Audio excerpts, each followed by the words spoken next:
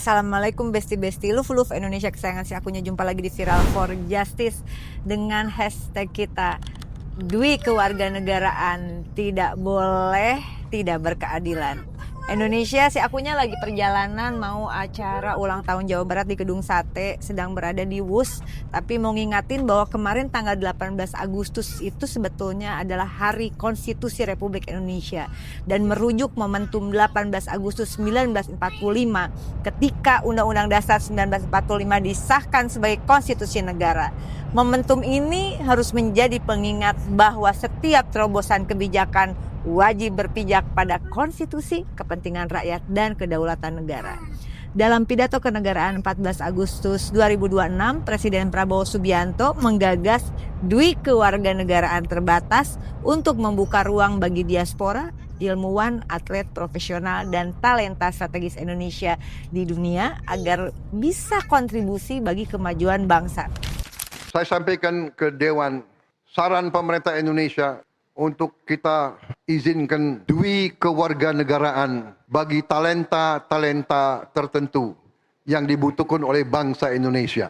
Kita tidak boleh memaksa talenta terbaik Indonesia memilih antara kesempatan berkarya di dunia dan ikatan mereka kepada tanah air. Saya mendukung terobosan Pak Presiden dengan 5 catatan konstitusional mumpung masih dalam semangat peringatan Hari Konstitusi. Pertama, harus berbasis satu data Indonesia, makanya segera sahkan RUU Satu Data Indonesia. Negara wajib memiliki data kewarganegaraan yang akurat, mutakhir, terintegrasi, dan dapat dipertanggungjawabkan. Tidak mungkin membangun sistem kewarganegaraan modern di atas data negara yang terfragmentasi. Mohon segera dikirim surpresnya untuk segera dibahas oleh DPR. Pemerintah perlu mempercepat Supres dan DIM RUU Satu Data Indonesia sekali lagi agar bisa dibahas bersama DPR RI, sehingga Dwi kewarganegaraan juga harus berbasis Satu Data Indonesia. Kedua, bentuk pansus lintas komisi. Kewarganegaraan bukan sekedar administrasi hukum terkait HAM, hubungan internasional, pertahanan, keamanan, geopolitik, pendidikan, riset, olahraga, dan kepentingan strategis nasional. Pembahasan kalau menurut saya sekurang-kurangnya melibatkan Komisi 13, Komisi 1, dan Komisi 10 DPR RI. Ketiga, jangan hanya membuka karpet merah bagi talenta global. Reformasi kewarganegaraan saya berharap harus memberi kepastian dan keadilan juga bagi anak hasil perkawinan campuran, sekaligus memperhatikan pekerja migran Indonesia dan keluarganya. Jangan memberikan kemudahan kepada talenta global sementara persoalan kewarganegaraan rakyat sendiri belum bisa diselesaikan. Keempat, Indonesia mohon buka ruang bagi diaspora dengan batas tegas.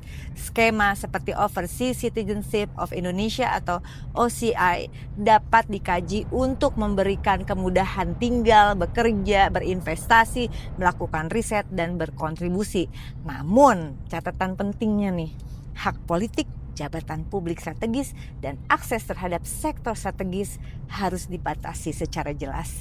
Kelima, yang menjadi catatan penting adalah bahwa tanah, data, keamanan, dan kedaulatan adalah garis merah. Dwi kewarganegaraan tidak boleh menjadi pintu belakang penguasaan tanah, sumber daya, aset data, atau sektor strategis nasional.